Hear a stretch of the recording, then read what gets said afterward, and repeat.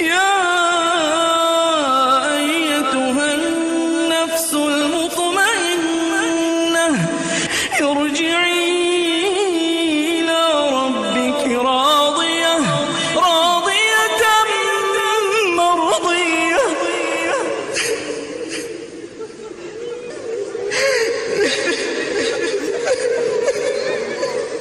Bismillahirrahmanirrahim. Assalamualaikum warahmatullahi wabarakatuh. Alhamdulillahirabbil alamin.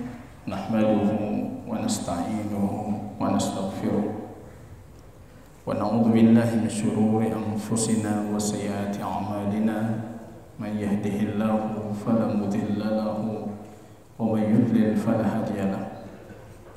Asyhadu an la ilaha illallah wahdahu la syarika lahu wa asyhadu anna Muhammadan 'abduhu wa rasuluh wa safiyyuhu min khalqihi wa khaliluhu Muhammadin sallallahu alaihi wasallam wa ala alihi wa sahbihi al-kiram. Yaqulu rabbuna jalla sya'nuhu fi muhkami tanzilih ya ayyuhalladzina amanu ittaqullaha haqqa tuqatih wa la tamutunna illa wa antum muslimun. Kaum muslimin, Bapak Ibu, kaum muslimin dan muslimat yang dirahmati oleh Allah Subhanahu wa taala. Pujian dan syukur tiada hentinya senantiasa kita panjatkan kehadiran Allah. Allah masih memberikan kita taufik, inayah dan istita'ah yang Allah berikan sehingga kita bisa berkumpul kembali melanjutkan pembelajaran kita terhadap hadis-hadis baginda Rasul sallallahu alaihi wasallam. Innama hadhihi al-hayatud dunya la'ibun wa lahu.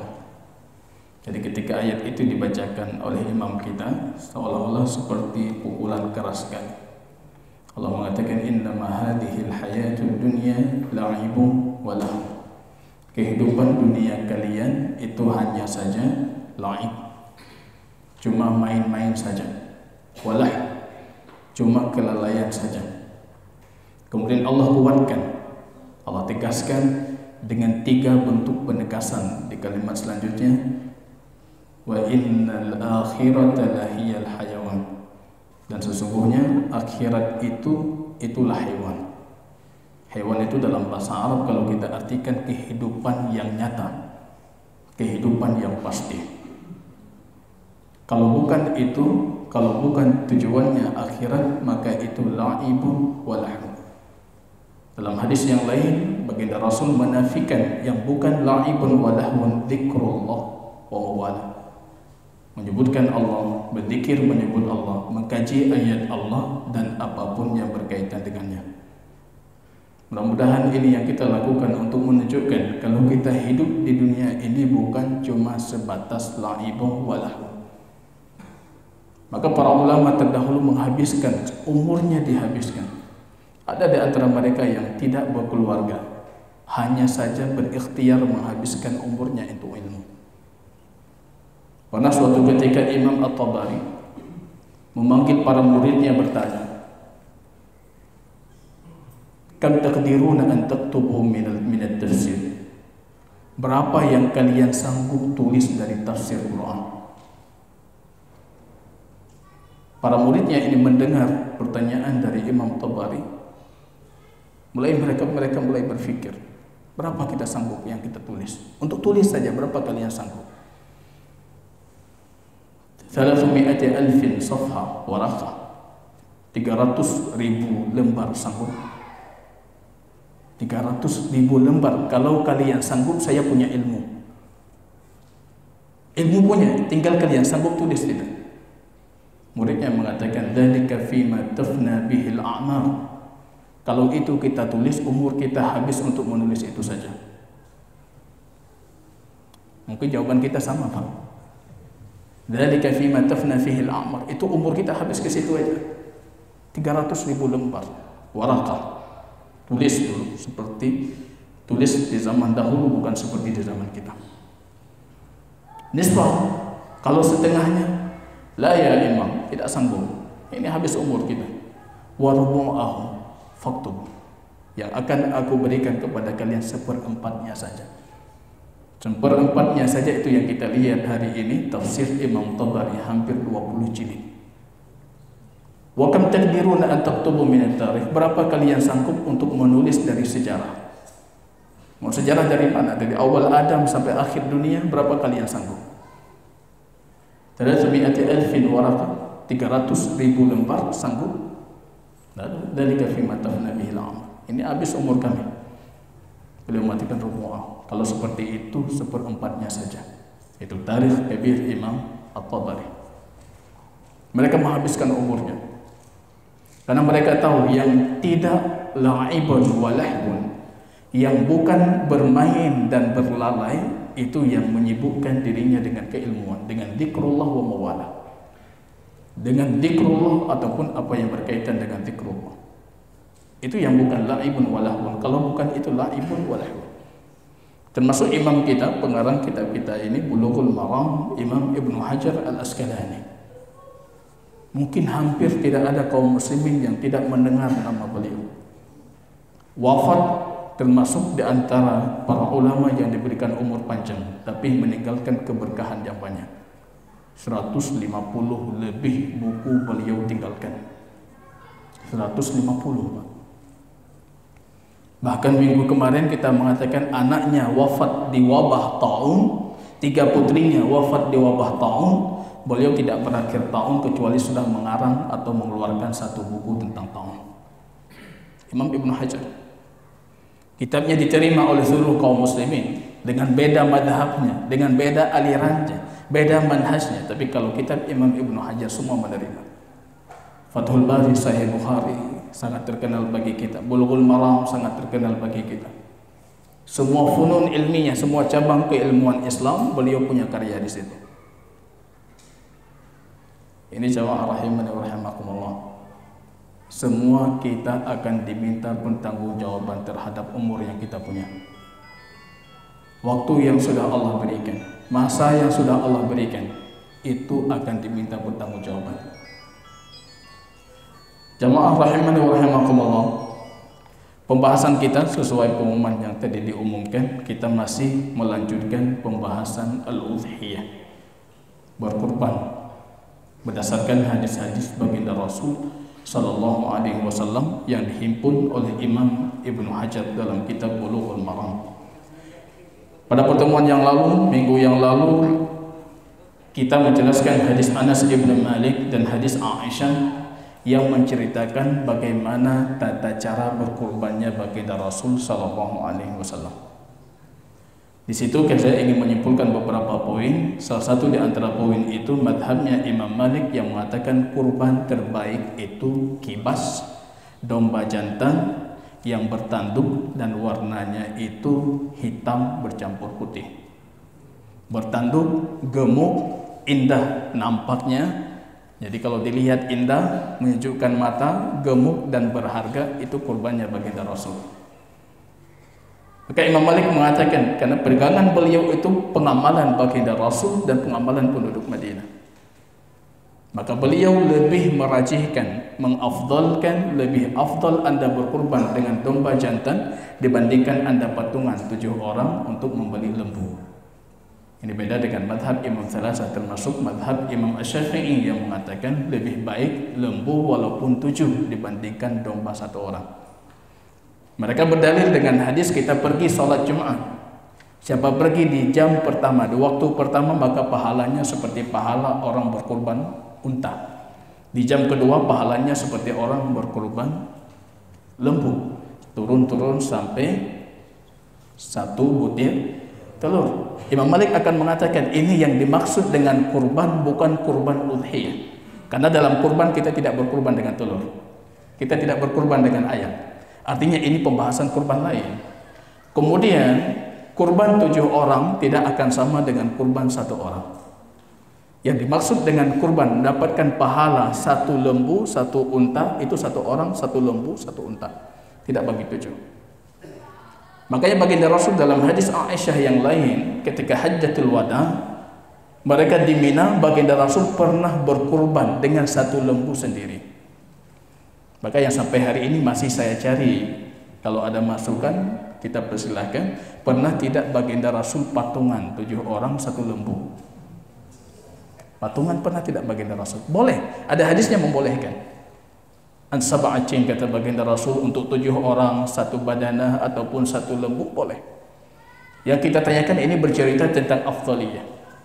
Mana yang lebih afdal? Karena kita tidak pernah mendapatkan baginda Rasul itu patungan 7 orang kemudian membeli lembu ataupun membeli unta. Tapi kalau versi hadis Aisyah, ketika Aisyah dalam kondisi haid dan beliau di Mina, Aisyah dalam kondisi sedih, tiba-tiba baginda Rasul sudah menyembelih bakarah. Sendiri beliau menyembelih lembu, berkorban atas nama beliau dan keluarga isi-isinya. Diantarkan daging lembunya kepada Aisyah. Pengantar mengatakan dhahan Nabi sallallahu alaihi wasallam an azwajihi bi baqarah. Baginda Rasul barusan menyembelih kurban untuk keluarganya itu dengan 1 ekor lembu. Jadi kalau 1 ekor lembu ada hadisnya. Tapi kebiasaan baginda Rasul, kata Anas ibn Malik, beliau berkurban dengan kibas.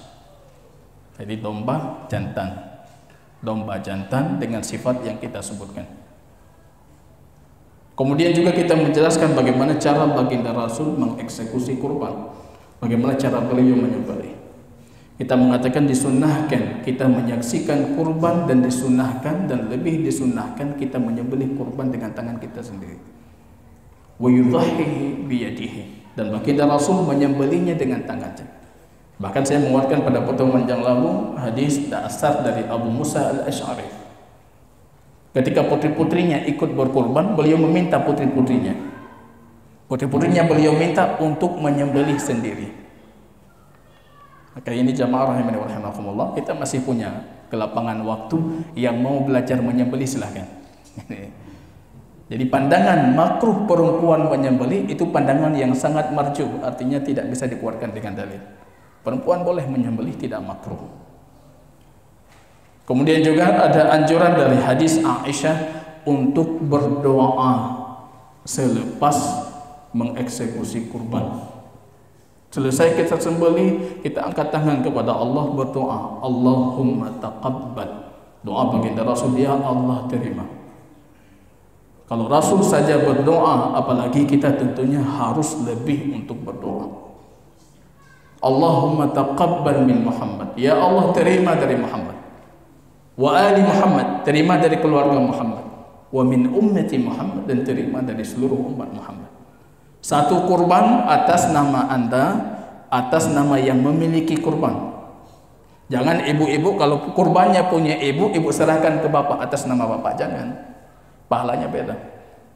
Kurbankan atas nama Anda, tapi ketika Anda doakan si bapak masuk, anak masuk, orang keluarga kita masih hidup masuk, keluarga kita yang sudah wafat pun boleh.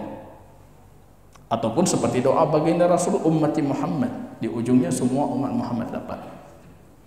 Untuk apa kita bakhilkan? Jadi beda mendoa ke Romanto. Allahumma taqabbal min muhajir wa ali muhajir wa min ummati Muhammad, dan seluruh umat Muhammad. Al-ahya'i minhu wal amwat, yang hidup dari mereka ataupun yang sudah wafat. Ini pembahasan sedekah. Pembahasan sedekah dalam hadis Imam Muslim, walaupun Anda niatkan pahalanya untuk yang sudah wafat, itu tersampaikan. Sedekatul mal. Tapi kemarin kita mengatakan tidak ada petunjuk ataupun praktek yang dilakukan di masa baginda Rasul mengkhususkan untuk orang sudah wafat. Itu prakteknya tidak ada. Rasul tidak pernah mengkhususkan kurban tertentu untuk Khadijah, mengkhususkan untuk Hamzah, itu tidak pernah dilakukan oleh baginda Rasul. Tapi memasukkan mereka ke dalam umum doanya baginda Rasul, Ali Muhammad ataupun min ummati Muhammad. Jadi mengkhususkan tidak ada. Kalau ada yang melakukan, kita tidak bisa membid'ahkan, karena ini pembahasan sadaqatul mal. Ini bukan ranah sunnah bid'ah, tapi ranah khilafiyah para ulama. Nah, tapi kita mengatakan sebaiknya jangan lakukan demikian. Dan prakteknya baginda Rasul, beliau tidak berkurban atas nama orang miskin, tapi beliau memberikan hewan kurban kepada orang miskin, dan si miskin itu yang akan berkurban dengan sendiri. Jadi tidak ada petunjuk dari baginda Rasul, saya punya banyak hewan kurban, kemudian saya niatkan ini untuk si fulan, si fulan, si fulan. Tapi praktek baginda Rasul, beliau memanggil si fulan, Kemudian beliau membagi, ini untukmu, untukmu, untukmu. Berkorbanlah dengan hewan ini. Itu petunjuk dari baginda Rasul sallallahu alaihi wasallam. Jamaah rahimani wa rahimakumullah, kita akan berbicara pembahasan selanjutnya. Imam Ibnu Hajar mengatakan waqtul udhiyah, kapan waktu sembelihan kurban itu dilakukan. Hadis Jundub Ibnu Sufyan radhiyallahu taala anhu qala, syahidtul adha ma'a Rasulillah sallallahu alaihi wasallam. Saya menyaksikan bersama baginda Rasul sallallahu alaihi wasallam beliau melakukan salat Idul Adha. Ini salat baginda Rasul Idul Adha disaksikan oleh Jundub dan para sahabat yang lain. Baginda Rasul ketika salat, dan saya pernah membacakan beberapa hadis di pertemuan sebelum-sebelumnya. Salat, praktek salat baginda Rasul itu di 3 tempat yang berbeda. Kalau salat 5 waktu beliau khususkan Masjid Nabawi Syarif. Tapi kalau untuk salat jenazah, setiap kabilah, setiap bani itu akan memiliki tempat salat jenazah sendiri. Tapi kalau untuk salat Id, Idul Fitr dan Idul Adha, beliau mengkhususkan Medan. Jadi mengkhususkan Faddan, tempat yang luas, dan di situ semua penduduk Madinah ataupun mayoritas mereka akan melakukan salat di situ. Jadi ada 3 tempat salat di zaman baginda Rasul sallallahu alaihi wasallam. Artinya beliau sedang melakukan salat di padang, di lapangan yang luas. Para sahabat menyaksikan. Falamma qada salatuhu bin nas. Sudah selesai salat, dalam hadis yang lain disebutkan baginda Rasul fakhataban nas. Beliau berkhutbah selesai salat. Ini menguatkan hadis-hadis yang sudah kita bacakan ketika kita berbicara tentang tata cara salat Id. Salat Id khutbahnya itu setelah salat. Berbeda dengan Jum'ah yang khutbahnya sebelum salat. Karena Jum'at, khutbah bagi Jum'at itu rukun yang menyempurnakan salat. Tapi kalau untuk salat Id itu bukan rukun. Maka jangan berlebihan di salat Id. Pernah di kampung kami dulu itu yang khatibnya lupa takbir. Takbirnya di awal saja 7 kali, kemudian sudah lupa. Jadi banyak di masyarakat kita memburu tuh, marah-marah. Ini sah semayang. Salat Id gampang saja, salat Id itu bukan rukun. Artinya tanpa khutbah pun sudah sah salatnya. Maka tidak dijadikan dia setelah salat. Dengan khutbah sunnah baginda Rasul, tanpa khutbah juga boleh. Jadi jangan dipermasalahkan ini, oh tadi sudah lupa salawat, salawatnya kurang sempurna, ini kurang sempurna. Itu kalau untuk khutbah Id itu biasa saja. Tapi kalau untuk khutbah Jumat, mayoritas para ulama memang bersisi keras untuk rukun-rukun khutbah tertentu. Artinya itu ada wajahnya, ada alasan dan ada argumennya. Tapi kalau untuk salat Id tidak perlu kita bersisi keras. Ini sahabat baginda Rasul Jundub Ibnu Sufyan melihat baginda Rasul sallallahu alaihi wasallam selesai beliau salat, beliau berkhutbah. Di antara pembahasan yang beliau bicarakan ketika beliau berkhutbah, baginda Rasul sallallahu alaihi wasallam selalu topik khutbahnya itu mu'asirah. Khutbahnya objektif dan sesuai dengan wakil, realita. Jadi enggak bicara khutbah, bicara entah apa, enggak berhubungan dengan wakil. Jadi khutbah itu sebenarnya sepatutnya apa yang dibutuhkan oleh umat, itu yang kita bicarakan. Minggu ini mereka butuh apa? Jumat ini mereka butuh apa? Kondisi dalam bulan Zulqa'dah, mendekati bulan Dzulhijjah, mendekati pembahasan kurban, mendekati pembahasan 10 awal dari bulan Dzulhijjah. Apa yang kita bicarakan? Jadi jangan bicara kejadian-kejadian yang tidak berhubungan ataupun cerita-cerita yang tidak berhubungan. Khutbahnya itu sepatutnya itu objektif sesuai dengan realitas, sesuai dengan kebutuhan. Maka menarik ketika kami di Yaman dulu, itu khutbah Jumat itu menarik. Pernah saya teringat Syekh Saleh Al-Wadi'i, ahli hadis di Yaman, beliau khutbah memperagakan tata cara mandi junub. Saya nggak pernah lihat kita khatib itu praktek mandi junub di atas mimbar, praktek sholat di atas mimbar, praktek apa di atas mimbar, praktek tayamum di atas mimbar. Beliau kalau kita pergi ke masjidnya, kita dapat minggu ini praktek mandi junub, minggu depan praktek wudhu, yaitu tata cara wudhu tanpa menggunakan air. Praktek minggu depan, artinya ini pembahasan yang memang masyarakat membutuhkan. Setiap Jumat jamaah menghadiri Jumat, masyarakat selalu menghadiri Jumat, tapi masyarakat tidak mendapatkan edukasi yang cukup dengan Jumat. Jadi pulang hanam tak ada puru baga. Kalau sudah lucu kalagak lucu baga lagak takut. Ya. Tapi tidak teredukasi. Baginda Rasul bukan demikian. Kalau khutbah Aid, baginda Rasul itu topiknya selalu berkaitan tentang Aid, tentang Aidul Adha. Kalau untuk khutbah Jumat, topik baginda Rasul itu khutbatun jami'ah, artinya tanpa topik. Ya, kalau kita kan beda, Pak. Khutbah Aidul Adha selalu mulai saya akan mengangkat tema, mengangkat judul, itu bukan tata cara khutbahnya baginda Rasul. Kalau khutbah Jumat beliau tidak mengangkat judul. Beliau akan berbicara dengan khutbatun jami'ah, mencakup banyak pembahasan yang dibutuhkan umat ini beliau bahas di dalam khutbahnya. Bahkan kata Jundub ibnu Sufyan, beliau memperhatikan baginda Rasul sallallahu alaihi wasallam di atas mimbarnya mengatakan, dalam kondisi berkhutbah, rupanya di samping tempat mereka salat itu tempat penyembelihan. Ada hewan-hewan yang sudah disiapkan yang belum disembelih. Rupanya Rasul terkejut ketika melihat ada hewan yang sudah disembelih. Artinya Rasul baru salat, beliau sedang berkhutbah, sedangkan hewan-hewan sebagian sudah disembelih. Artinya Rasul langsung mengubah topiknya mungkin.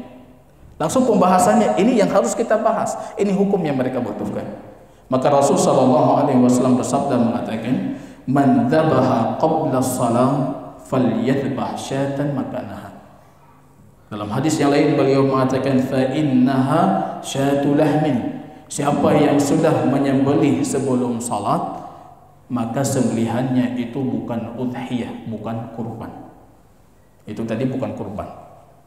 Itu syatu lahmin, itu cuma kambing daging. Artinya kambing seperti biasa, Anda menyembelih kambing untuk daging Anda makan, bukan kurban. Beliau mengatakan man dzabaha qabla shalah. Dalam kelanjutan riwayat yang lain beliau mengatakan, siapa yang menyembelih sebelum salat, falyadhbah syatan ukhra makanah, maka hendaknya dia menyembelih kambing lain menggantikan apa yang sudah dia sembelih. Jadi yang sudah sembelih tadi ganti.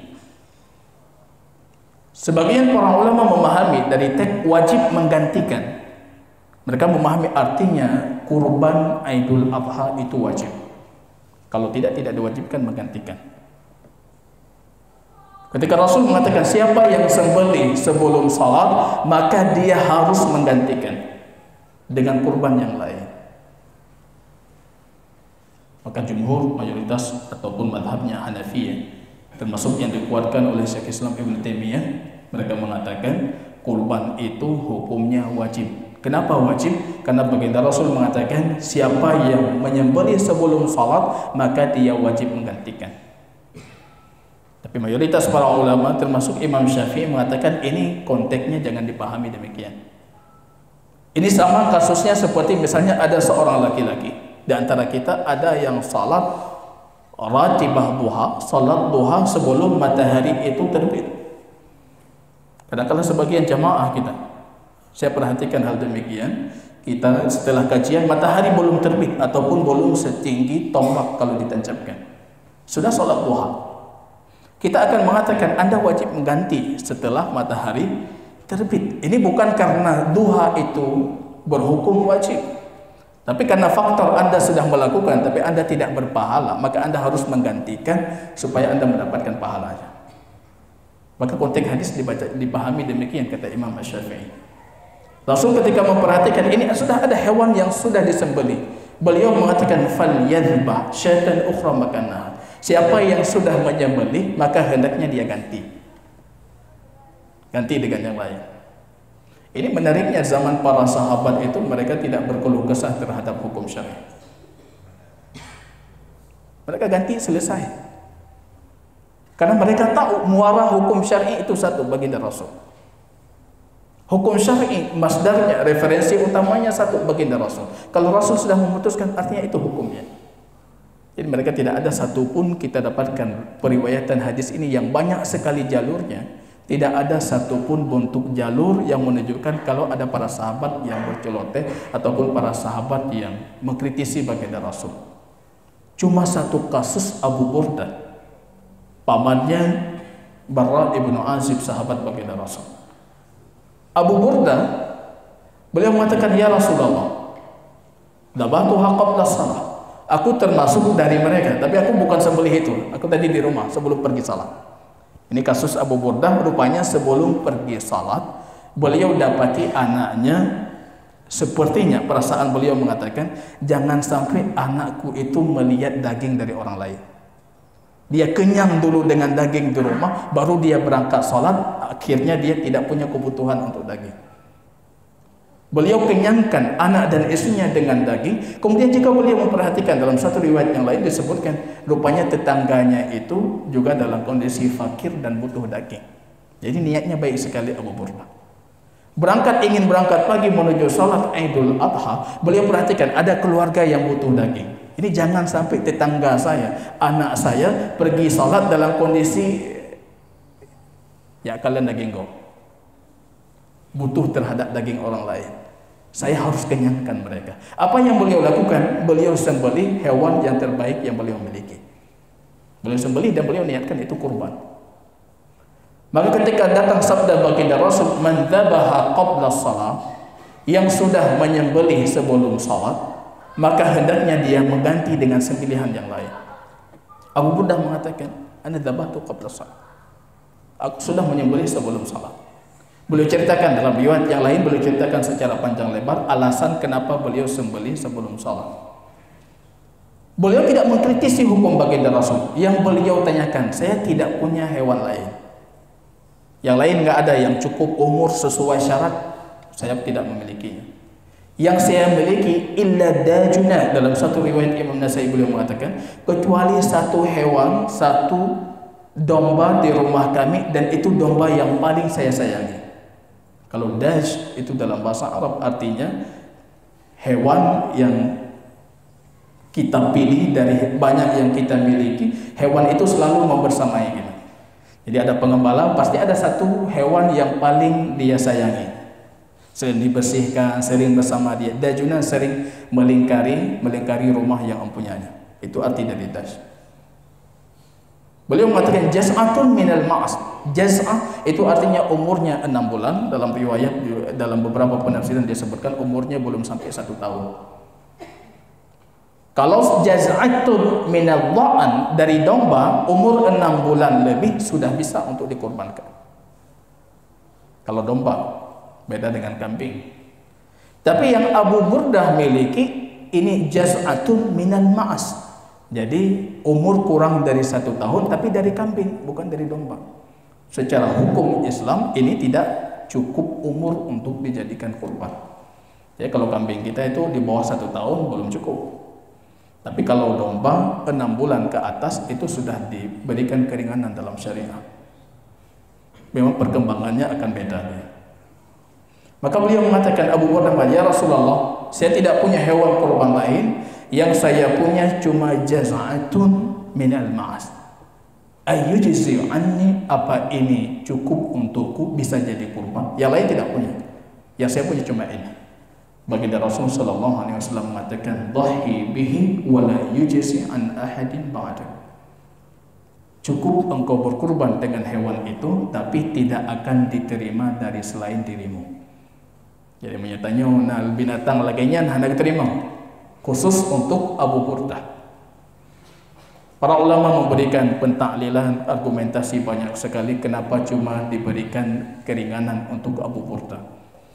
Tentunya yang paling dekat sekali baginda Rasul tidak ingin mematahkan hatinya Abu Burdah.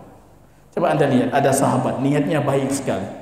Dia sembelihnya karena melihat tetangganya fakir miskin, melihat anaknya butuh itu, supaya anaknya itu iffah, jadi tidak meminta-minta, tidak melihat punya orang lain, maka beliau sembelih.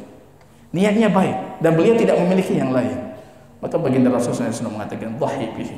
Ini kekhususan baginda Rasul, bisa mengkhususkan hukum dari hamba-hamba aja, dari para sahabatnya, siapapun yang beliau khususkan. Karena hukum syar'i kalau tidak dikhususkan maka hukum untuk mayoritas umatnya, untuk umum sebagai seluruh umatnya. Tapi kalau sudah dikhususkan, ini artinya khusus bagi yang sudah dikhususkan.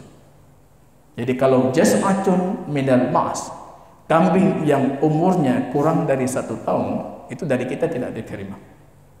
Yang diterima cuma dari Abu Burdah, dan itu pun cuma sekali. Artinya setelah itu Abu Burdah tidak bisa mengulanginya lagi. Rupanya kalau kita telusuri lebih lanjut, ada juga sahabat yang lain yang pernah diberikan keringanan yang sama. Hadis yang saya bacakan tadi, baginda Rasul punya banyak hewan kurban, kemudian faqassama baina ashabihi. Uqbah ibnu Amir. Uqbah mengatakan, saya memegang kurbannya baginda Rasul. Beliau mengamanatkan kepada saya. Faqassama baina ashabihi. Rupanya hewan kurban baginda Rasul ini semua bagi para sahabatnya baginda Rasul. Ada yang dapat yang besar, ada yang dapat yang ini. Rupanya yang terakhir itu diberikan kepada Uqbah ibnu Amir. Dan yang terakhir yang paling kecil. Kalau Anda barangkali tidak akan kita terima ini. Saya yang diamanahkan, saya yang jaga ratusan kurban, semua dapat yang gemuk-gemuk, saya yang terakhir ini. Jas'atun minal ma'as. Kambing umurnya di bawah 1 tahun. Ini dapat yang kecil, enggak cukup syarat lagi. Uqbah bertanya, ya Rasulullah, bagaimana saya berkurban? Ini umurnya belum cukup. Rasul mengatakan, dhahi bihi. Bagimu silahkan Anda berkurban dengannya. Ayujzi anni. Beliau memastikan, ya Rasulullah, ini bisa untukku. Rasul mengatakan, na'am, wala yujzi an ahadin ba'dak. Boleh untukmu, tapi tidak boleh bagi orang selainmu setelahnya. Jadi kalau kita runutkan hadisnya, rupanya ini di waktu yang berbeda. Ada para ulama mengatakan itu di waktu yang sama. Sulit sekali kalau kita katakan ini di waktu yang sama. Di waktu yang berbeda, ada yang dikhususkan dan khusus untuknya di masa itu, tidak boleh di masa yang lain. Di waktu yang lain lagi, beliau mengkhususkan Uqbah ibnu Amir dan hukumnya khusus untuk beliau. Jadi dari hadis ini kita bisa mengambil beberapa faedah khutbahnya baginda Rasul sallallahu alaihi wasallam untuk Idul Adha. Dan khutbahnya baginda Rasul itu mengangkat tema dan topik yang berkaitan dengan pembahasan Idul Adha. Maka seringnya baginda Rasul berbicara tentang bulan haram, berbicara tentang haji, berbicara tentang kurban, berbicara tentang Aid. Ini khutbahnya baginda Rasul di Idul Adha. Kemudian juga kita mendapatkan petunjuk dari hadis yang kita bacakan. Awal waktu dibolehkan kita menyembelih itu selesai sholat Idul Adha. Bagi yang tidak sholat, barangkali dalam kondisi pandemi ini kita tidak melakukan sholat, maka waktunya kita takdirkan, kita sesuaikan dengan waktu sholat. Kapan waktu sholat Idul Adha, kita tambah waktu sholat itu dikerjakan.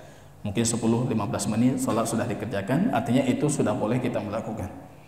Atau Anda bermukim di negara atau berdomisili di negara yang tidak ada ditegakkannya sholat Idul Adha. Jadi Anda takdirkan, ini kira-kira sudah masuk salat Idul Adha, sudah selesai salat, walaupun belum selesai khutbah tidak ada masalah. Walaupun yang lebih baik selesai khutbah sesuai dengan praktiknya baginda Rasul. Tapi kalau sebelum selesai khutbah langsung kita ini boleh. Karena ini praktik sebagian masyarakat kita, khutbahnya panjang sekali. Idul Adha, Idul Fitr khutbahnya panjang. Padahal praktik baginda Rasul khutbah beliau tidak panjang. Khutbah baginda Rasul tidak pernah panjang. Yang dipanjangkan itu salatnya. Sering di masjid-masjid kita, di masyarakat kita, karena khutbahnya panjang, maka panitia kurban langsung mengeksekusi. Langsung pergi kajinya, tengok mulai itu. Boleh secara hukum, boleh. Walaupun yang lebih afdalnya praktek baginda Rasul, sempurna khutbah baru kita menyembelih hewan kurban. Maka baginda Rasul sallallahu alaihi wasallam mengatakan ketika melihat ada hewan-hewan kurban yang disembelih dalam kondisi belum selesai salat dilakukan, maka beliau mengatakan hendaknya dia mengganti dengan hewan kurban yang lain. Wa man lam yakun dzabaha falyadhbah ala ismillah. Siapa yang belum menyembelih, maka sepatutnya sekarang kita sembelih dengan menyebutkan nama Allah. Itu bismillah. Jadi yang belum, sekarang kita menyembelih. Bahkan saya dapatkan dari beberapa praktek itu baginda Rasul sallallahu alaihi wasallam untuk menampakkan syiar kurban ini seperti ada instruksi. Jadi kalau dulu para sahabat itu melihat Rasul dulu. Kalau Rasul sudah mulai menyembelih, mereka langsung mengambil hewan kurban mereka menyembelih. Jadi nampak syiarnya. Jadi kita nampakkan syiarnya. Jangan cari tempat yang memang nggak ada orang lihat. Jangan cari tempat jauh dari kerumunan orang. Dengan berbagai macam alasan kita buat-buat ya. Riya atau ini untuk kita mengidhar syiar. Wa may yu'azzim sya'airallah fa innaha min taqwal qulub. Siapa yang menampakkan mengagungkan syiar Allah, maka itu bentuk ketakwaan hati. Nampakkan ini syiar. Syiar. Maka kita nampakkan. Serentak mereka berkorban. Kalau Rasul sudah mulai berkorban, mereka semuanya akan ikut berkorban. Ini praktiknya baginda Rasul. Wa man lam yakun dzabah falyadhbah ala ismillah. Siapa yang belum menyembelih hewan kurbannya, maka sepatutnya dia menyembelih dengan menyebutkan nama Allah. Ini awal waktu mulai dengan selepas salat Idul Adha. Selepas salat sudah masuk waktu boleh kita menyembelih. Madhab jumhur para ulama, Imam Malik, Imam Ahmad dan Abu Hanifah, akhir waktunya itu di hari kedua Tasyrik. Artinya lebaran ketika sebelum terbenam matahari. Itu madhab mayoritas. Madhab mayoritas itu hari raya ketiga atau hari tasyrik kedua. Madhab ini sangat dibantahkan oleh Syafi'iyah, termasuk Imam Syafi'i sendiri, karena madhab jumhur tadi mereka berdalil dengan keumuman hadis yang sudah mansukh. Rasul mengatakan man kana lahu lahmun fala yubkina fi baitihi thalathata ayyam. Kalau punya daging di rumah kalian, jangan kalian simpan daging kalian itu sampai 3 hari. Jadi kalau hitungan 3 hari, hari raya pertama, hari raya kedua, hari raya ketiga, tidak boleh lagi kita menyimpan daging. Jumhur memahami kalau dagingnya tidak boleh kita simpan lagi, apalagi memulai menyembelih. Ini yang sudah ada harus kita habiskan, apalagi memulai kita sembelih lagi. Mereka memahami demikian. Imam Syafi'i mengatakan ini kasusnya sudah mansukh. Ini maslahah mursalah yang dilihat oleh baginda Rasul. Ini bagian ini boleh maslahah mursalah. Kasusnya 1 tahun sebelumnya itu datang fuqaha dari luar kota Madinah, kaum muslimin fakir dari luar kota Madinah dalam kondisi sakit-sakitan, kurang makanan, mereka masuk kota Madinah bertepatan dengan Idul Adha. Maka Rasul memberikan instruksi, yang punya daging tidak boleh bertahan dengan dagingnya 3 hari, supaya disedekahkan. Dihabiskan, disedekahkan untuk fakir miskin. Rupanya setelah itu fakir miskin ini sudah mulai sehat kembali, sudah punya bekal yang cukup, mereka meninggalkan kota Madinah. Di tahun selanjutnya penduduk kota Madinah masih berpikir ini hukumnya masih sama, tidak boleh lebih 3 hari. Maka Rasul dalam satu hadis melihat para sahabatnya itu udah hari raya ketiga, mereka sudah kerepotan mengurusi dagingnya. Ini gimana ini caranya? Daging masih banyak, kemana kita bawa? Padahal tasyrik, hari tasyrik, tasyrik itu artinya hari pengeringan daging. Daging itu dikeringkan 3 hari dia. Maka Imam Syafi'i mengatakan kita punya banyak hadis-hadis lain yang lebih kuat dari baginda Rasul. Kullu ayyami tasyrik adzabh. Semua hari tasyrik itu hari sembelihan. Artinya itu madhab yang lebih kuat secara dalil, madhab Imam Asy-Syafi'i, dan ini yang diamalkan oleh masyarakat kita. Berakhir waktu kurban itu dengan berakhir hari tasyrik. Hari raya keempat terbenam matahari untuk hari raya keempat. Tapi kalau kita bertanya mana lebih afdal, di hari pertama atau hari yang lain? Karena nanti kemungkinan saya baru salah memahami pertanyaan di minggu yang lalu, bertanya tentang fadilah. Saya pikir bertanya tentang dibolehkan. Kalau bertanya tentang fadilah, tentu fadilah hari raya pertama, karena itu hari 10 Dzulhijjah. Hari 10 Dzulhijjah beda fadilahnya. Kita punya keumuman hadis yang cukup banyak dan ijma' dinukilkan oleh Syekh Islam Ibn Taimiyah. Hari terbaik dunia itu 10 hari awal dari bulan Dzulhijjah. Tapi kalau Anda bertanya malam terbaik, itu 10 terakhir dari bulan Ramadan. Ma min ayyamin al-'amalu salihu fihi ahabbu ila Allah min hadhihi al-'ashr. Tidak ada amal saleh yang lebih Allah cintai melebihi yang dilakukan di 10 awal Dzulhijjah. Jadi kalau kita berkurban di hari raya pertama selepas salat Id, artinya kita mendapatkan pahala yang terbaik. Para sahabat bertanya, tidak ada amal saleh yang lebih baik dibandingkan amal saleh di 10 awal Dzulhijjah. Wala jihadu fi sabilillah ya Rasulullah. Bagaimana dengan jihad?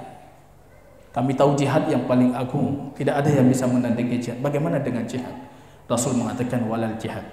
Bahkan jihad pun tidak bisa menandingi amal kebaikan di 10 awal Dzulhijjah. Ini jamaah wala yahrumu minhu illal mahrum. Tidak ada yang Allah haramkan dari kebaikan 10 awal Dzulhijjah kecuali memang hamba-hamba yang sudah dipilih oleh Allah untuk diharamkan dari kebaikan. Siapkan diri kita. Mudah-mudahan kita tidak termasuk yang menyanyiakan 10 awal Dzulhijjah. Maka afdalnya langsung selepas, dan itu praktek baginda Rasul. Kecuali dalam hadis Ali, baginda Rasul punya kurban banyak sekali, ratusan kurban baginda Rasul. Beliau menyembelih dengan tangannya, disebutkan asyarat, puluhan sudah beliau sembelih dengan tangannya. Kemudian beliau mewakilkan Ali. Para ulama mengatakan para sahabat yang paling alim tentang pembahasan kurban itu Ali. Maka Rasul mewakilkan kepada Ali.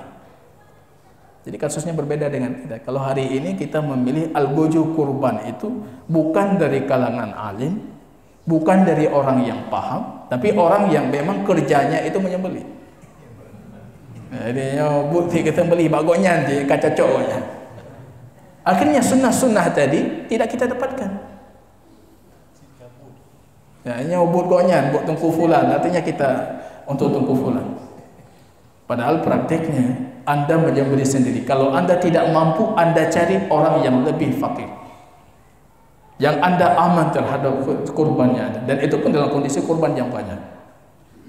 Maka Ali menyembelih hewan kurban baginda Rasul Sallallahu Alaihi Wasallam. Ini pembahasan tentang waktu kita berkurban. Jadi akhir waktunya dalam madhab yang rajih sesuai dengan banyak hadis baginda Rasul itu hari tasyrik terakhir. Itu sesuai dengan penamaan tasyrik. Tasyrik itu artinya tajfiful luhum, kita keringkan. Dulu orang tidak punya kulkas seperti kita. Jadi kalau madah Idul Adha ganti kulkas yang lebih besar. Ini ganti yang lebih besar. Keluar Idul Adha kosong lagi kulkasnya. Jadi dulu zaman para sahabat itu karena daging kurbannya banyak, mereka mengeringkan supaya dagingnya bisa bertahan dalam waktu yang lama. Jadi akhir waktu tasyrik itu lebih kuat dan praktek baginda Rasul Sallallahu Alaihi Wasallam, dan hadis yang menyatakan tidak boleh lebih dari 3 hari itu sudah dimansuhkan dengan hadis yang lain. Wallahu ta'ala a'lam bishawab.